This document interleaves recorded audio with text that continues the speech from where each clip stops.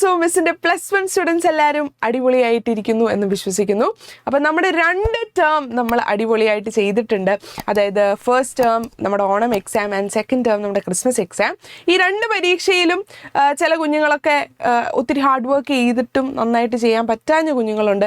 അതുപോലെ തന്നെ ചില കുഞ്ഞുങ്ങൾ പാടായിരിക്കുമെന്ന് വിചാരിച്ചിട്ട് അത്യാവശ്യം നല്ല മാർക്ക് കിട്ടിയവരുണ്ട്. ആൻഡ് എന്നെ കൊണ്ട് ഇത് ചെയ്യാൻ പറ്റത്തില്ല എന്ന് വിചാരിച്ചവർക്ക് പലർക്കും അത് ചെയ്യാൻ പറ്റി. അതായത് നിങ്ങൾ എക്സ്പെക്റ്റ് ചെയ്തതിനേക്കാളും നന്നായിട്ട് പെർഫോം ചെയ്യാനായിട്ട് പറ്റിയ കുഞ്ഞുങ്ങളും കാണും അല്ലേ. അങ്ങനെ ഒരുപാട് കാറ്റഗറീസ് ഓഫ് ആൾക്കാർ നമ്മുടെ മുന്നിലുണ്ട്. അപ്പം നിങ്ങൾക്കൊരു സഡൻ റിമൈൻഡർ ആയിട്ടാണ് ഞാൻ വന്നിരിക്കുന്നത്. അതായത് ഇനിയും വരാൻ പോകുന്ന കുറച്ച് മാസങ്ങൾക്കുള്ളിൽ നിങ്ങളുടെ മെയിൻ എക്സാം വരാൻ പോവുകയാണ്. അപ്പോൾ നിങ്ങൾ പറയും ഇനി മാസങ്ങളുണ്ടല്ലോ, പഠിക്കാൻ സമയമുണ്ട് മിസ്സേ എന്നായിരിക്കും നിങ്ങൾ വിചാരിക്കുന്നത്. സമയമില്ല. ഇനിയും നിങ്ങളുടെ 3rd ടേം സ്റ്റാർട്ട് ചെയ്ത് കഴിഞ്ഞ് കഴിഞ്ഞാൽ നിങ്ങൾക്ക് ബിസിനസ് സ്റ്റഡീസിൻ്റെ ഒരു അനാലിസിസ് ആണ് ഞാൻ ഇന്നിവിടെ ചെയ്യുന്നത്. ബിസിനസ് സ്റ്റഡീസിനെ സംബന്ധിച്ച് നമുക്ക് നോക്കുവാണെങ്കിൽ 11 ചാപ്റ്ററാണ് നമുക്ക് പഠിക്കാനുള്ളത് അല്ലേ. ഈ 3rd ടേമിൽ നിങ്ങൾക്ക് 3 ചാപ്റ്ററേ പഠിക്കാനുള്ളൂ. അപ്പോൾ നിങ്ങൾ വിചാരിക്കും കമ്പാരിറ്റീവ്ലി നല്ലതാണ്, കാരണം ഫസ്റ്റ് ആൻഡ് സെക്കൻഡ് ടേം വെച്ച് നോക്കുമ്പോഴത്തേക്ക് കുറച്ചും കൂടെ ഫസ്റ്റ് ടേമിൽ 3 ചാപ്റ്റർ ഉണ്ടായിരുന്നുള്ളൂ, പക്ഷേ കുറച്ചും കൂടെ വലിയ ചാപ്റ്റേഴ്സ് ആയിരുന്നു. പക്ഷേ ഈ 3rd ടേമിനെ വെച്ച് നോക്കുവാണെങ്കിൽ സ്പീഡിൽ പഠിച്ച് തീർക്കാൻ പറ്റുന്ന ഒരു ചാപ്റ്ററാണ്. അപ്പോൾ നിങ്ങൾക്ക് കുറച്ചും കൂടെ റിലാക്സ് ചെയ്യാമെന്നൊക്കെ നിങ്ങൾ വിചാരിക്കും. പക്ഷേ അങ്ങനെയല്ല. കാരണം എന്താണ്, നിങ്ങളുടെ ഈ 3rd ടേമിൻ്റെ പോർഷൻസ് കഴിയുന്ന ഉടനെ തന്നെ നിങ്ങളുടെ മോഡൽ എക്സാം വരും. മോഡൽ എക്സാം കഴിയുന്ന ഉടനെ തന്നെ നിങ്ങളുടെ വെരി നെക്സ്റ്റ് വീക്ക് തന്നെ നിങ്ങളുടെ മെയിൻ എക്സാമും കാണും. അപ്പം അതുകൊണ്ട് നിങ്ങൾക്ക് ഈ ഒരു 3rd ടേമിൽ അധികം റെസ്റ്റിനുള്ള ഒരു ടൈമില്ല. ഫുൾ ടൈറ്റ്ലി പാക്ഡ് ആയിരിക്കും നിങ്ങളുടെ സ്കെഡ്യൂൾ എന്ന് പറയുന്നത്. ഓക്കെ, അപ്പം അതുകൊണ്ട് ഈ 2 ടേം അല്ലെങ്കിൽ ഈ 2 സെമ്മ് നിങ്ങൾ വെറുതെ അടിച്ച് പൊളിച്ച് നിങ്ങൾ മുന്നോട്ട് പോയിട്ടുണ്ടാവും. പക്ഷേ ഈ ഒരു 3rd ടേം കുറച്ചും കൂടെ സീരിയസ് ആയിട്ട് കാണണം. കാരണം 3rd ടേമിലെ പോർഷൻസ് മാത്രമല്ല ഇവിടെ ഉദ്ദേശിക്കുന്നത്, അത് കഴിഞ്ഞിട്ട് വരാൻ പോകുന്ന മോഡൽ എക്സാമിനെ പറ്റിയാണ് ഞാൻ പറയാനായിട്ട് പോകുന്നത്. ഓക്കെ, അപ്പോൾ ഫസ്റ്റ് ടേമിൽ നമ്മൾ 3 ചാപ്റ്റേഴ്സ്, അത്യാവശ്യം വലിയ chapter, short essay and long essay വരുന്ന 2 ചാപ്റ്റേഴ്സ് നമ്മൾ കവർ ചെയ്തിട്ടുണ്ടായിരുന്നു. Business, trade and commerce, forms of business organisation, private, public and global enterprise എല്ലാ പ്രാവശ്യവും എസ്സേക്കൊക്കെ ചോദിക്കുന്ന ഒരു പോർഷനാണ്. ഓക്കെ, പിന്നെ നമ്മൾ സെക്കൻഡ് ടേമിലാണ് കുറച്ചും കൂടെ അധികം ചാപ്റ്റേഴ്സ് നമ്മൾ പഠിച്ച് 1, 2, 3, 4, 5 ചാപ്റ്റേഴ്സ് ആയിരുന്നു നമ്മളവിടെ കവർ ചെയ്തത്. ചാപ്റ്റർ 4 to ചാപ്റ്റർ 8 വരെ നമ്മൾ കവർ ചെയ്തിട്ടുണ്ടായിരുന്നു. അതിനകത്ത് business service, emerging modes of business, social responsibility of business and business ethics, formation of a company and sources of business finance. നിങ്ങളിതൊക്കെ കാണുമ്പോൾ ചില കുഞ്ഞുങ്ങൾ സ്റ്റിൽ ക്രിസ്മസ് എക്സാമിൻ്റെ സമയത്തും മിസ് ഏതൊക്കെ ചാപ്റ്ററാണ് നമുക്ക് ഈ സെം പഠിക്കേണ്ടിയത്, അല്ലെങ്കിൽ ഈ ടേമിൽ നമുക്ക് ഏതൊക്കെ ചാപ്റ്റർ ആണെന്ന് അന്നേരം വരെ ചോദിക്കുന്ന കുഞ്ഞുങ്ങളുണ്ടായിരുന്നു. അവർക്ക് വേണ്ടി ഒരു ഫ്രണ്ട്ലി റിമൈൻഡറാണ് ഞാൻ തരുന്നത്. അങ്ങനെ ചോദിക്കുന്നത് തെറ്റാണെന്നൊന്നുമല്ല, പക്ഷേ നിങ്ങൾ പഠിക്കുന്ന ഓരോ സബ്ജക്റ്റിലും എത്ര ചാപ്റ്റേഴ്സ് ഉണ്ടെന്നും നിങ്ങൾക്ക് ഓരോ ടേമിലും എക്സാം ഇടുമ്പോൾ അത് ഏതൊക്കെ ചാപ്റ്റേഴ്സാണ് എക്സാം ഇടുന്നത് എന്നുള്ളത് നിങ്ങൾക്ക് കിട്ടേണ്ട ഒരു ബേസിക് നോളജാണ്. ഓക്കെ, അപ്പം അതറിയില്ല എന്ന് പറഞ്ഞു കഴിഞ്ഞാൽ നിങ്ങൾ അതിനു വേണ്ടി എഫേർട്ട് ഇടുന്നില്ല എന്നുള്ളൊരു കൃത്യമായിട്ടുള്ളൊരു ആൻസർ അവിടെ ഉണ്ട്. അപ്പം അതുകൊണ്ട് 3rd ടേമിൽ ഒരിക്കലും നിങ്ങൾ അങ്ങനെ ചോദിക്കാനിട വരുത്തരുത്. 3rd ടേം കഴിഞ്ഞ് കഴിഞ്ഞാൽ നിങ്ങൾക്ക് മോഡൽ എക്സാമിന് ഈ 11 ചാപ്റ്ററും ഒറ്റയടിക്കായിരിക്കും നിങ്ങൾക്ക് എഴുതാനായിട്ടുള്ളത്. ഓക്കെ, ഇപ്പോൾ 3rd ടേം കഴിഞ്ഞിട്ട് 3rd ടേമിന് മാത്രമായിട്ട് പരീക്ഷയൊന്നും കാണത്തില്ല. ചിലപ്പോൾ ക്ലാസ്സിൽ ടീച്ചേഴ്സ് എക്സാം ഇടുമായിരിക്കും, പക്ഷേ നിങ്ങൾക്ക് നേരെ പിന്നെ മുന്നിലുള്ളത് മോഡൽ എക്സാമാണ്. അപ്പോൾ നിങ്ങൾ ഈ 11 ചാപ്റ്റേഴ്സും ഒന്നിച്ച് എക്സാം എഴുതേണ്ട കുഞ്ഞുങ്ങളാണ്. ആ കുഞ്ഞുങ്ങൾക്ക് നിങ്ങൾ പഠിക്കുന്ന ചാപ്റ്ററിൻ്റെ പേര് പോലും അറിയില്ല എന്ന് പറഞ്ഞു കഴിഞ്ഞാൽ അത് മോശമായിട്ടുള്ളൊരു കാര്യമാണ്. അതുകൊണ്ട് നിങ്ങൾ തന്നെ എഫേർട്ട് ഇട്ട് നിങ്ങൾ ആദ്യം ഏതൊക്കെ ചാപ്റ്ററാണ് പഠിക്കാനുള്ളത് എന്ന് ആദ്യം പഠിക്കുക. ഓക്കെ, അത് കഴിഞ്ഞിട്ട് അതിൻ്റെ ഉള്ളിൽ അതിൻ്റെ മാർക്ക് വെയിറ്റേജ് വെച്ച് ഏതൊക്കെ ചാപ്റ്റേഴ്സിൽ നിന്നായിരിക്കും നമുക്ക് എസ്സേ ഉറപ്പ് വരുന്നത് എന്ന് നിങ്ങൾ ഐഡൻറ്റിഫൈ ചെയ്യുക. ഓക്കെ, ഇതിന് വേണ്ടിയുള്ള വീഡിയോസ് എല്ലാം നമ്മൾ പ്രൊവൈഡ് ചെയ്യുന്നുണ്ട്. നിങ്ങൾ ജസ്റ്റ് ചെയ്യേണ്ട ഒരൊറ്റ കാര്യമേ ഉള്ളൂ. നിങ്ങളൊരു ബുക്ക് എടുക്കുക, അല്ലെങ്കിൽ നിങ്ങളുടെ ഈ സബ്ജക്റ്റിൻ്റെ ടെക്സ്റ്റ് തന്നെ ആയിക്കോട്ടെ മുന്നിലെടുത്തിട്ട് ഫ്രണ്ടിൽ ഒരു ഇൻഡെക്സ് പേജ് കാണുമല്ലോ, ആ ഇൻഡെക്സ് പേജിൽ നിങ്ങൾ എഴുതിയിടുക, ഇന്ന ചാപ്റ്റർ എസ്സേക്കുള്ളതാണ്, ഇന്ന ചാപ്റ്റർ ഇത്രയും മാർക്ക് വെയിറ്റേജ് ഉണ്ട്, അപ്പം ഇത് കുറച്ചും കൂടി ഇമ്പോർട്ടൻ്റ് ആണ്. അല്ലെങ്കിൽ ഇന്ന ചാപ്റ്റർ, ചില ചാപ്റ്റർ നിങ്ങൾക്ക് നന്നായിട്ട് അറിയായിരിക്കും, അപ്പം അത് കുറച്ച് റിവൈസ് ചെയ്താൽ മതി. ഒട്ടും അറിയാത്ത ചാപ്റ്റർ കൂടുതൽ റിവൈസ് ചെയ്യുക. ഓക്കെ, അപ്പം അങ്ങനെ ഇപ്പോഴേ നിങ്ങൾ ഇൻഡെക്സ് പേജിലൊക്കെ എഴുതി വെച്ചിട്ടുണ്ടെങ്കിൽ നിങ്ങൾ റിവിഷൻ ചെയ്യുന്ന സമയത്ത് അല്ലെങ്കിൽ മോഡൽ എക്സാമിന് വേണ്ടി പഠിക്കുന്ന സമയത്ത് കുറച്ചും കൂടി എളുപ്പമായിരിക്കും. അപ്പം നമ്മൾ ടേം 2 വരെ നമ്മൾ പഠിച്ചു. 3rd ടേമിൽ നമുക്ക് MSME ആൻഡ് ബിസിനസ് ഓൺടർപ്രന്യൂർഷിപ്പ് എന്ന് പറയുന്നൊരു ചാപ്റ്റർ ഉണ്ട്. 4 മാർക്കിന് കാണുമ്പം 4 മാർക്കിനേ ഉള്ളൂ, അല്ലെങ്കിൽ കുറച്ചും കൂടെ സിമ്പിളാണ്, കാണുമ്പോൾ ചെറിയൊരു ചാപ്റ്റർ ആണ് എന്ന് തോന്നും. പക്ഷെ സ്ഥിരമായി ക്വസ്റ്റ്യൻ പേപ്പറിൽ വരുന്ന 4 മാർക്കിനും സ്ഥിരമായി ക്വസ്റ്റ്യൻ പേപ്പറിൽ വരുന്ന ഒരു ചോദ്യമാണ് ഈ MSME എന്ന് പറയുന്ന ഈ ചാപ്റ്ററിൻ്റെ അകത്തുനിന്ന്. പിന്നെ വരുന്ന 10ാമത്തെ ചാപ്റ്റർ, അത് ഞാൻ എടുക്കുന്നത് MSME NSMS ആണ് എടുക്കുന്നത്. 10ാമത്തെ ചാപ്റ്റർ ഇന്റേണൽ ട്രേഡ് ഞാൻ എടുക്കുന്ന ചാപ്റ്ററാണ്. 10 മാർക്കിന്, അതായത് എസ്സേ ക്വസ്റ്റ്യൻ ഷുവറാണ്. ഷുവർ എന്ന് പറഞ്ഞു കഴിഞ്ഞാൽ കണ്ണും പൂട്ടി നിങ്ങൾ ആ ചാപ്റ്റർ പഠിച്ചോ, നിങ്ങൾ നിങ്ങൾക്ക് അതിൽ നിന്ന് 8 മാർക്കിൻ്റെ ഒരു എസ്സേ ഉറപ്പായിട്ടും വരും. അത് പഠിപ്പിക്കുന്ന സമയത്ത് ഞാൻ പറയാം ഏതൊക്കെ എസ്സേസ് ആണ് നമുക്ക് കുറച്ചും കൂടെ ഇമ്പോർട്ടൻ്റ് ആയിട്ട് ഫോക്കസ് ചെയ്യേണ്ടത്, ഏതൊക്കെ ടോപ്പിക്കാണ് എസ്സേ ആയിട്ട് ഫോക്കസ് ചെയ്യേണ്ടത് എന്ന കാര്യം അത് പറഞ്ഞുതരാം.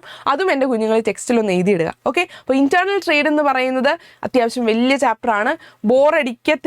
ബോറടിക്കാതെ നിങ്ങളെ പഠിപ്പിക്കാം. വളരെ നല്ല എക്സാമ്പിൾസ് ഒക്കെ വെച്ച് നമുക്ക് അടിപൊളിയായിട്ട് പഠിക്കാം. കാണുമ്പോൾ ഒത്തിരി ടോപ്പിക്സ് ആയിട്ട് തോന്നും, കാരണം ഇതുവരെ കേൾക്കാത്ത കുറേ വാക്കുകളൊക്കെ നിങ്ങൾ കേൾക്കുന്നുണ്ടാവും. അതൊന്നും ഓർത്ത് നിങ്ങൾ ടെൻഷൻ അടിക്കേണ്ട ആവശ്യമില്ല, അതെല്ലാം റെഡിയാക്കി തരാം. 10 മാർക്കിന് അത് ചോദ്യം വരും. ഓക്കെ, മെയിനായിട്ട് എസ്സേ പാർട്ടിൽ നിന്നൊരു ക്വസ്റ്റ്യൻ വരും. അതുപോലെ തന്നെ ഒരു 2 or 3 മാർക്സിന് മറ്റേ ചെറിയ കുഞ്ഞു മാർക്കിനുള്ളതും വരാനായിട്ടുള്ള സാധ്യതയുണ്ട്. പിന്നെ അവസാനത്തെ ചാപ്റ്ററാണ് ഇൻ്റർനാഷണൽ ബിസിനസ്. നമുക്ക് 5 മാർക്കിനാണ് വരുന്നത്. നമുക്ക് ഷോർട്ട് എസ്സേക്കും അതുപോലെ തന്നെ 2 മാർക്സിനൊക്കെ നമുക്ക് എക്സ്പെക്റ്റ് ചെയ്യാം. ഓക്കെ, അപ്പം അതുകൊണ്ട് ഇത് മാർക്ക് വെയിറ്റേജ് 2 ചാപ്റ്ററിന് കുറവാണ്, ഒരെണ്ണത്തിന് മാത്രമേ കൂടുതലുള്ളൂ എന്ന് വിചാരിച്ച് നിങ്ങൾ രക്ഷപ്പെട്ടു എന്ന് വിചാരിച്ച് ഇരിക്കേണ്ട. ഈ 3 ചാപ്റ്ററിൽ നിന്ന് സ്ഥിരമായിട്ട് എപ്പോഴും ക്വസ്റ്റ്യൻ പേപ്പറിൽ വരുന്നതാണ്. ഓക്കെ, അപ്പം അതുകൊണ്ട് തന്നെ നിങ്ങൾ കുറച്ചും കൂടെ ഫോക്കസ് ചെയ്ത് പഠിക്കുക. കാരണം ഇതിന് നിങ്ങൾക്ക് റിലാക്സ് ചെയ്യാനൊരു സമയമില്ല. ഈ 3rd ടേം പഠിച്ചു കഴിഞ്ഞിട്ട് ഉടനെ തന്നെ നിങ്ങൾ ആദ്യം തൊട്ട് ചാപ്റ്റർ 1 to ചാപ്റ്റർ 11 വരെ ഉള്ള ഒരു എക്സാമാണ് നിങ്ങൾ എഴുതാനായിട്ട് പോകുന്നത്. പിന്നെ നിങ്ങളുടെ മോഡൽ എക്സാം വളരെ ലാഘവത്തോടെ അല്ലെങ്കിൽ വളരെ ഇതൊക്കെ എന്തിനാണ് എന്നോട് വിചാരിച്ച് പോയി എഴുതുന്ന കുഞ്ഞുങ്ങൾക്ക് വേണ്ടി പ്രത്യേകം ഞാൻ പറയുവാണ്, നിങ്ങൾ മോഡൽ എക്സാം മെയിൻ എക്സാം എഴുതുന്ന അതേ സീരിയസ്നെസ്സിൽ നിങ്ങൾ പോയി ഒന്ന് അപ്പിയർ ചെയ്യുവാണെങ്കിൽ നിങ്ങൾക്ക് മെയിൻ എക്സാമിന് അത്ര വലിയ എഫേർട്ട് ഇടേണ്ടി വരില്ല. നിങ്ങളിപ്പോൾ കേൾക്കുമ്പോഴത്തേക്ക് വളരെ സില്ലി ആയിട്ട് തോന്നുമായിരിക്കും, എന്തിനാ മിസ്സേ നേരത്തെ ഞാൻ ഇതൊക്കെ പഠിച്ചു പോയി എഴുതുന്നത് എന്ന് നിങ്ങൾക്ക് തോന്നുമായിരിക്കും. പക്ഷെ നിങ്ങൾ നോക്കിക്കോ, മോഡൽ എക്സാം എഴുതുന്ന സമയത്ത് നിങ്ങൾക്ക് ഇംഗ്ലീഷിനായിക്കോട്ടെ, ബിസിനസ് സ്റ്റഡീസിനായിക്കോട്ടെ, എക്കണോമിക്സിനൊക്കെ ആയിക്കോട്ടെ, നിങ്ങൾക്ക് അക്കൗണ്ടൻസി, ഇതിനൊക്കെ ടൈം മാനേജ്മെൻറ്റ് എന്ന് പറയുന്ന കാര്യം അത് ഇച്ചിരി ഇമ്പോർട്ടൻ്റ് ആയിട്ടുള്ളൊരു കാര്യമാണ്. നിങ്ങൾ ബാക്കി ടേം വെച്ച് നോക്കുമ്പോഴത്തേക്ക് നമുക്ക് കുറച്ച് ചാപ്റ്റേഴ്സേ ഉള്ളൂ, നമുക്ക് അത്യാവശ്യം സ്പീഡ് എഴുതി എങ്ങനെയെങ്കിലുമൊക്കെ റെഡിയാക്കാം. പക്ഷേ ഈ 11 ചാപ്റ്ററിൽ നിന്നും ചോദ്യങ്ങൾ വരുമ്പോൾ, അതും ടോട്ടൽ 80 മാർക്സിനൊക്കെ ക്വസ്റ്റ്യൻസ് വരുമ്പോൾ നമുക്ക് അതിനനുസരിച്ച് ടൈം മാനേജ്മെൻറ്റ് നമ്മൾ വളരെ നീറ്റായിട്ട് ചെയ്യേണ്ട ഒരു കാര്യമാണ്. അല്ലെങ്കിൽ നമുക്ക് അറിയാവുന്ന ഒരു കാര്യം എഴുതാൻ പറ്റാതെ പോവുക എന്ന് പറയുന്നത് നമുക്ക് ഭയങ്കര വിഷമം വരുന്ന ഒരു കാര്യമാണ്, അല്ലേ? ഇപ്പം മിസ്സൊക്കെ ഡിഗ്രിക്കൊക്കെ പഠിച്ചുകൊണ്ടിരിക്കുന്ന സമയത്ത് നമുക്ക് നന്നായിട്ട് അറിയാവുന്ന ഒരു എസ്സേ ആയിരിക്കും, പക്ഷെ അത് എഴുതാനുള്ള സമയമില്ല. അത് കാരണം ടൈം മാനേജ്മെൻറ്റ് ഇല്ലാത്തതാണ് അതിൻ്റെ മെയിൻ പ്രശ്നം. അപ്പോൾ അതുകൊണ്ട് ആ ഒരു ടൈം മാനേജ്മെൻറ്റ് നിങ്ങൾക്ക് കീപ്പപ്പ് ചെയ്യുകയാണെങ്കിൽ അതിന് പറ്റിയൊരു ഓപ്പർച്യൂണിറ്റിയാണ് നിങ്ങളുടെ മോഡൽ എക്സാമിന് വളരെ വൃത്തിക്ക് പോയി ചാപ്റ്റേഴ്സ് എല്ലാം പഠിച്ചിട്ട് നിങ്ങൾ എഴുതുവാണെങ്കിൽ ചിന്തിച്ച് സമയം പോവില്ല. നിങ്ങൾ കൃത്യമായിട്ട് കാണുന്ന ക്വസ്റ്റ്യൻ നിങ്ങൾക്ക് അറിയാവുന്നത്, ഇപ്പോൾ ഓപ്ഷൻസ് ഒക്കെ കാണുമല്ലോ, ഇതിൽ നിന്ന് ഇപ്പോൾ 4 ചോദ്യം തന്നിട്ട് അതിൻ്റെ അകത്തുനിന്ന് 3 എണ്ണം എടുത്ത് എഴുതുക, അല്ലെങ്കിൽ 4 ചോദ്യം തന്നിട്ട് അതിൻ്റെ അകത്തുനിന്ന് 2 എണ്ണം ഓപ്റ്റ് ചെയ്യുക. എസ്സേക്കൊക്കെ അങ്ങനെയാണ്, അല്ലേ? അപ്പം അതുകൊണ്ട് നിങ്ങൾക്ക് നന്നായിട്ട് അറിയാവുന്നത് മാത്രം ഓപ്റ്റ് ചെയ്ത് നിങ്ങൾ എഴുതാനായിട്ട് ശ്രമിക്കുക. അതിൽ നിന്ന് തന്നെ നിങ്ങൾക്ക് എങ്ങനെ ഒരു ക്വസ്റ്റ്യൻ പേപ്പർ കാണുമ്പോൾ നിങ്ങൾ ഹാൻഡിൽ ചെയ്യുന്നത് എന്നുള്ളൊരു ഐഡിയ കിട്ടും.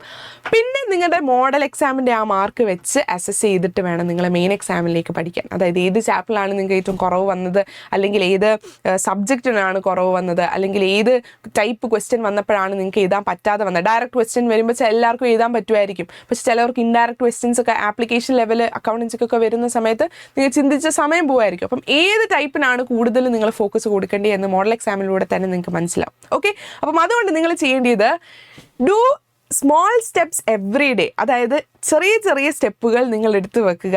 ഇപ്പം ഇന്ന് നിങ്ങൾ ചെയ്യുന്ന സ്റ്റെപ്പ് എന്ന് പറയുന്നത് ഏതൊക്കെ ചാപ്റ്റേഴ്സാണ് ഇന്ന് എനിക്ക് പഠിക്കാനുള്ളത് എന്ന് ഐഡൻറ്റിഫൈ ചെയ്യുന്നതായിരിക്കും നിങ്ങളുടെ ഫസ്റ്റ് സ്റ്റെപ്പ് എന്ന് പറയുന്നത്. അടുത്ത ദിവസം നിങ്ങൾ അത് ഏതൊക്കെ ചാപ്റ്ററാണ്, ഏതൊക്കെ ചാപ്റ്ററിന് എത്ര വെയിറ്റേജ് വരുന്നുണ്ട് എന്നുള്ള സംഭവം അനലൈസ് ചെയ്തിട്ട് നിങ്ങൾ പഠിക്കുന്നു, അല്ലേ? ഓരോ ഇമ്പോർട്ടൻ്റ് ആയിട്ടുള്ള ഭാഗങ്ങൾ പഠിച്ചു പോകുന്നു. അതൊക്കെ ഓരോരോ ചെറിയ സ്റ്റെപ്പുകളാണ്. ആ ചെറിയ സ്റ്റെപ്പുകളാണ് നിങ്ങളെ സക്സസ്സിലേക്ക് എത്തിക്കുന്നത്. ഓക്കെ, ഇപ്പം നിങ്ങൾ ഫോക്കസ് ചെയ്യേണ്ട ഈ ജാനുവരി ഫെബ്രുവരി ഒരു ഹാഫ് എന്ന് പറയത്തില്ല, ഫെബ്രുവരി ഫസ്റ്റ് വീക്ക് വരെ നിങ്ങൾ ചെയ്യേണ്ട ഒരു സംഭവം എന്ന് പറയുന്നത് നിങ്ങളുടെ ഈ 3rd ടേം വളരെ നീറ്റായിട്ട് നിങ്ങൾ പഠിച്ചു തീർക്കുക. അതിനു വേണ്ടിയുള്ള ക്ലാസ്സുകൾ നമ്മൾ യൂട്യൂബിൽ തന്നെ പ്രൊവൈഡ് ചെയ്യുന്നുണ്ട്. ബാച്ചിലർ സ്റ്റുഡൻസ് നിങ്ങളെക്കാളും കുറച്ചും കൂടെ സ്പീഡ് നേരത്തെ അവർ കവർ ചെയ്യുമായിരിക്കും, പക്ഷേ യൂട്യൂബിൽ നിങ്ങൾക്ക് ക്ലാസ്സസ് അവൈലബിൾ ആണ്. ഇപ്പം നമ്മൾ ക്ലാസ്സുകൾ പ്രൊവൈഡ് ചെയ്യുന്ന സമയത്ത് കൃത്യമായിട്ട് ക്ലാസ്സുകളിൽ കയറാനായിട്ട് ശ്രമിക്കുക. ഓക്കെ, അപ്പം അങ്ങനെ ചെറിയ സ്റ്റെപ്പുകളിലൂടെ നിങ്ങൾ ആഗ്രഹിക്കുന്ന പോലെ ഒരു നല്ല ഫുൾ A+ നിങ്ങൾക്ക് കിട്ടാനായിട്ട് സാധിക്കും. അപ്പം ഇപ്പോഴേ നിങ്ങൾ അതിനൊരു സ്റ്റെപ്പ് വെച്ചാൽ മാത്രമേ നിങ്ങൾക്ക് ഇപ്പം തന്നെ ഡിലേ ആയി എന്ന് വേണേൽ നമുക്ക് പറയാം. പക്ഷേ ഇനിയും മുന്നോട്ട് കുറച്ചും കൂടെ കഴിയട്ടെ എന്ന് വിചാരിച്ചു കഴിഞ്ഞാൽ കുറച്ചും കൂടെ ഡിലേ ആവത്തേ ഉള്ളൂ. അപ്പം അതുകൊണ്ട് ഡിലേ ആക്കാതെ ഇപ്പം തന്നെ നിങ്ങൾ എപ്പോഴാണോ ഈ വീഡിയോ കാണുന്നത്, എക്സാമിൻ്റെ തലേദിവസം കണ്ടിട്ട് ഇന്ന് ഞാൻ തീരുമാനം എടുത്തു മിസ് എന്ന് പറഞ്ഞിട്ട് കാര്യമില്ല. നിങ്ങൾ ഈ വീഡിയോ അപ്ലോഡ് ചെയ്യുമ്പോൾ തന്നെ കാണുന്നുണ്ടെങ്കിൽ ഇന്ന് തന്നെ നിങ്ങൾ സ്റ്റാർട്ട് ചെയ്യുക. ഓക്കെ, ഇന്ന് തന്നെ ആ ഒരു കാര്യം നിങ്ങൾ ചെയ്തു തുടങ്ങാൻ. ഞാൻ നേരത്തെ പറഞ്ഞു, നിങ്ങൾ ടെക്സ്റ്റ് ബുക്ക് എടുക്കുക, ടെക്സ്റ്റ് ബുക്കിൻ്റെ ഫ്രണ്ടിൽ ഇൻഡെക്സ് പേജ് എടുക്കുക. ഇൻഡെക്സ് പേജിൽ നിങ്ങൾ ഏതൊക്കെ ചാപ്റ്റേഴ്സ് ആണുള്ളത്, എത്രയൊക്കെ മാർക്ക് വെയിറ്റേജ് ആണ് എന്നുള്ള സംഭവം എഴുതി വെക്കുക. ഇനി ചില കുഞ്ഞുങ്ങൾ ഒരു രസത്തിന് ചിലപ്പോൾ പറയായിരിക്കും, എൻ്റെ കയ്യിൽ ടെക്സ്റ്റ് ഇല്ല എന്നാരെങ്കിലും പറയുവാണെങ്കിൽ, എന്തുകൊണ്ട് നിങ്ങളുടെ കയ്യിൽ ടെക്സ്റ്റ് ഇല്ല?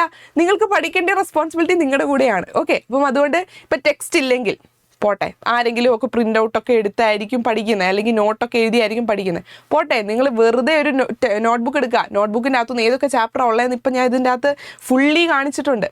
ഈ ഒരു ചാപ്റ്റേഴ്സ് ഏതൊക്കെയാണ് നിങ്ങൾ ഐഡൻറ്റിഫൈ ചെയ്ത് കഴിഞ്ഞിട്ട് നിങ്ങൾ എന്ത് ചെയ്യണം? നിങ്ങളത് എഴുതുക, കൈകൊണ്ട് എഴുതുക. ടെക്സ്റ്റ് ബുക്ക് ഇല്ലാത്തതിൻ്റെ പണിഷ്മെൻറ്റാണ്. കൈകൊണ്ട് എഴുതുക, എന്നിട്ട് ഇതിൻ്റെ മാർക്ക് വെയിറ്റേജും നിങ്ങൾ എഴുതി വെക്കുക. ഓക്കെ, അപ്പം അടിപൊളിയായിട്ട് പഠിക്കുക. നല്ല മാർക്ക് എല്ലാവർക്കും, നമ്മളൊന്ന് മനസ്സ് വെച്ച് കഴിഞ്ഞാൽ എല്ലാവർക്കും ഫുൾ A+ കിട്ടാനുള്ളതേ ഉള്ളൂ. അപ്പം നമുക്ക് ക്ലാസ്സുകളിൽ വെച്ച് കാണാം. All the very best.